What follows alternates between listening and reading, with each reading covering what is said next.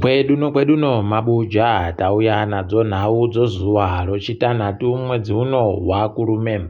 Ipapa tikutandira kumatarotsi mhosva iye yuka knowledge Kaitano ari ndiye MP waZANU-PF anomirira mudziyo kumadoka zuva kwaya takanhwa mhosva anza ribe nyaya panyaya inenedzehwa yokunzi agobata zvisirizvo umwe mubvana waanobhadharira mari yechikoro iko kumudze kwawoko. Mabuja catch and release iri kutonga hwendo huno. Ipapa paburikapo kare kuti Bright Matonga atonzaiwaba imimi muchatongiwa vatsanu maakutakanwa nyaya yamainzi makabira matarakita mairi kuno mubiyenyu muchena wamamuri kurima naye papurazi.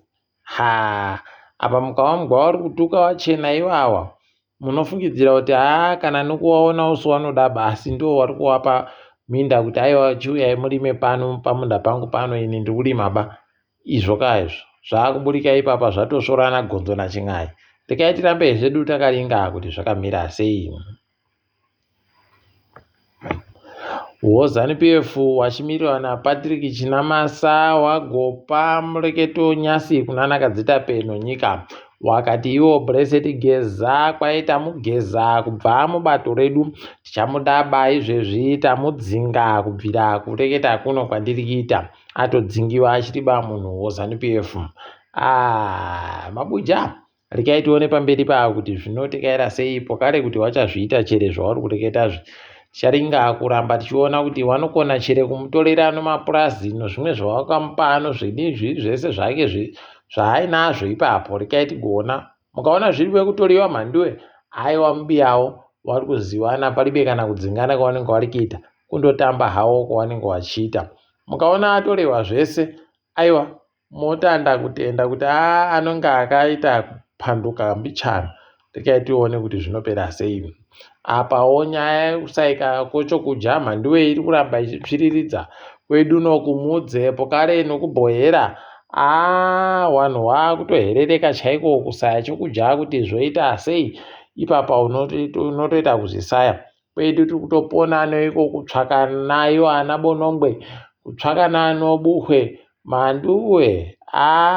Rekai tione kuti zvinopera sei. Tikunamatira kuti chokudyacho chiboeke. Apa ana America wakabva wati tikukupai hwendo huno inyahwa yakatokwe mhanduwe. Rekai tione kuti zvinoperera papi. Tikundoshuvira kuti zvireke kugogwarasha wanhu basi.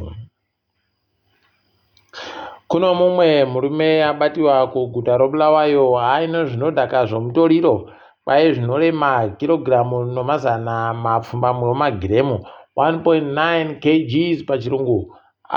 Mhanduwe apo pakanyangariwa apo pakanyangaritsa. Tikuramba tichindoimba kuti anokona kuburitsa kuti mbani nyakumutengesera mapiritsiyo zviite zvisvino. Rekai tirambe tichiringa kuona. Ipapa pokare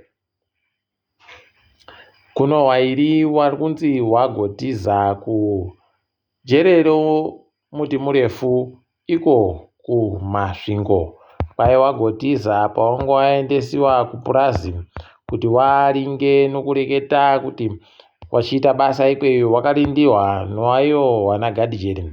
Kuno mhanduwe hino zvaitika ipapo bva watoti aiwa kurova pasi ndo kunei kwai kuno wazobva waita tsaona nomotikari yawangu watiza nayo yacho.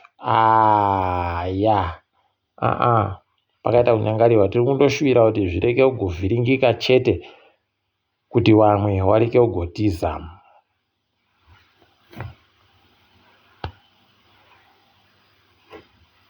Kuno mitumbi mishanu yaboeka ikaburitsiwa muno rimwe dhamu rakacheriwa rokuyo wana mugodhi wanochera mugodhi wakandosiya wakachera dhamu kushurugwi. Mhanduwe zvakaita kunyangariwa. Kahonda fiti kakaita kupakirana vanhu vashanu imomo. Zvinorwadza wese paribe akapona mhanduwe. Unobva waona idina yawe kuti aiwa zvakaita kunyangaritsa chaiko. Rekai tirambe tichindoti mweya yawo izorore murugare. tiri mutsaona panopinda mugwagwa padziva rasekwapo, uri mugwagwa unoenda Bulawayo. Kwai paita kunyangara. Kureketa kuno kwai kwakagaiwa vanhu nozuro 3 wakabva wapfa ipapo wamwe wana wakanzi waendesiwa kuchipatara. Mhanduwe, idihwi rekai tirambe tichiringa kuona kuti zvinopera sei. Tikundoti mweya wakapfa dai yazorora murugare, pokare wari kurapiwa wadai warapiwa wapona. Kunonaiwo makadhibhokisi anondoisiwa wanhu iyaya. Hino mhanduwe kuti zvichaenda nopapi. Tikundoramba tichiimba kuti zvireke kuramba zvienderera mberi. Ipapo pokare tikuramba tichitenda woZimpax, wari ndiwo wanochengetedza mhuka dzomusango.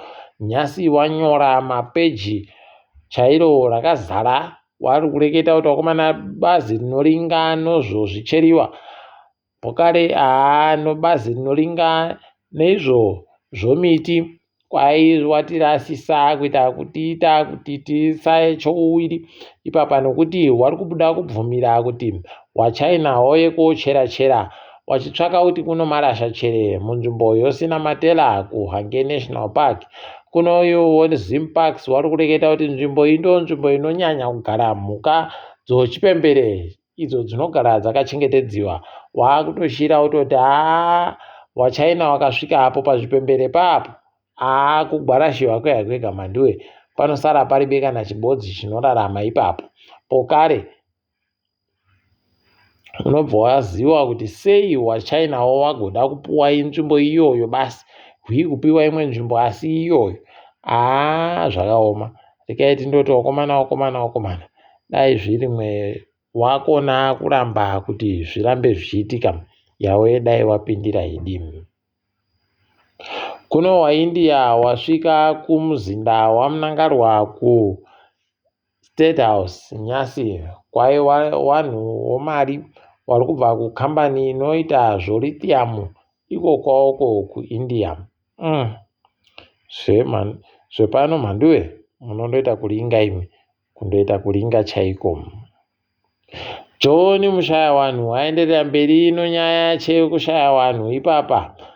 Gototi iye kwai paribe kana makambani ari kushota goridhe kutenga zvavanoda kutenga kunze kwenyika, nokuti mari yokunze kwenyika izazaza mhanduwe. Kutiita muyembe musvinu, peno iye kwache ndiyo kwairi zazaza, isi kutoitsvaka mhanduwe kuti iripi mariyo yokunze kwenyika. Ndiye tiri kuda kuti titore tiende kotengawo katinoda kutenga tegani. Kubatirwa kuti tengera kuPick n Pay, nokuti ndo kwegani kunotambirwa iyo mazula yaya. Mhanduwe pakaita kunyangara, asi rekai tione kuti inopera yakaita sei nyaya yacho. Kuno mumwe wokwedu anonzi Leroy Gopawo, tikuramba tichitenda kuti kwai aitiwa ndiye mumwe wana mushamarari panhepfenyuro yokuSouth Africa. Tikuramba tichitenda kuti ndiko anogara, ndiye agoita pamutambo waYellow Card, pokare nomutambo waJerusarema. Haiwa, akaita tusvinu. Tikuramba tichizvitenda izvo, dai zvaenderera mberi nokuenda mberi. Kwaino hurumende chikoro chinofundisa zvourimi choZimbabwe, chikoro chofundo yepamusoro choZimbabwe Online Agricultural College chakutenziwa kuti Zimbabwe Agricultural College. Idihwi. Heno rekai tione kuti zvinoperera papi, zvinopera sei. Tinenge takaringa tichizokunyepai. Apa izvezvi wanoringa zvomutambo yobhora, wadziwa fani, wanga wakaringira kuti Dynamos naiyo Highlanders Boso dzigoringana usichi hwapurana bhoraro. Kwai aiwaba hwendo huno kuri kuita izvozvo kunenge kuine FC Platinum, pokare noSimba Bhora, apa wachitambira kunhandare yekugokwe. Idihwi mhanduwe, nhandare muchaiona iyo iri kureketiwa kunzi nhandareyo. Manyengorekwa iwayo. Rekai zvedu tirambe takaringa kwazvinoperera. Apawo tikaringa dzirikitika tikarikadzirikitika pasi rese. Izvezvi kambani yoMicrosoft yagoti aiwa tichaisa mabhirioni 5 mari yomuSouth Africa kuti tibatsirane kuwaka AI nokuti tiite zvinhu zvinoita kuti zvinhu zvitekaire zvakanaka. Vakomana pakanyangariwa hapo pari kuisiwa mari, vakomana pari kuisiwa mari.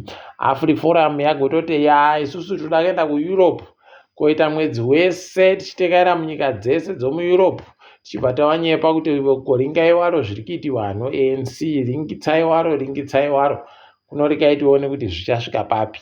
Tichaona hedu kuti zvinenge zviri kuperera papi, rikai tigoramba takaringa tichikunyepai.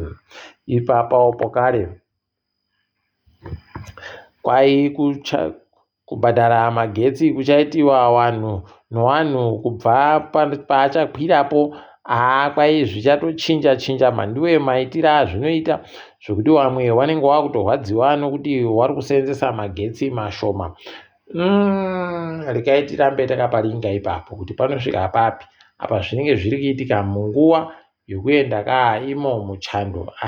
Mandiwe aidina yawe, rekai tirambe takaringa, tinenge tichikunyepai kuti zviri kutekaira hanhu papi nopapi. Ipapo pokare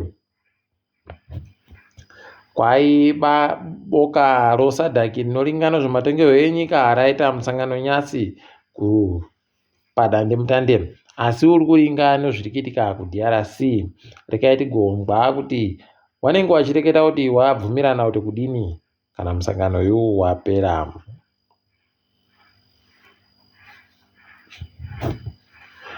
Mapurisa kuMozambique kwai wagoridza pfuti kuti wanhu waparare nokutoti wanhu vangu vari kuramba vachiita zvokuratidzira. Pano nyaya apa chapo yuyu heno mhandiwe, rekai tirambe zvedu takaringa. Uku Trump adokerera ari kusekiwa wakomana musekewa agoitayu. Idina yawe, unobva waona kuti wanhu vaita kufinhiwa naye. Ipapa nyaya yekuti agoreketa kuti kwai nyika yorusutu ndinoiziva maparibe kana munhu anoiziva. Idihwi, rekai zvedu tione kuti zvichasvika papi. Ipapa munaziva chikwata choManchester United chiri kuchesta bhora ipapa. Pano nyaya iyeyu Amorim anokona kurimiwa chaiko akaenda. Rekai tirambe takaringa kuona kwazvinoperera. Tiri papo asi rekai tigumire pano. Ndini wenyu mhandiwe onawo.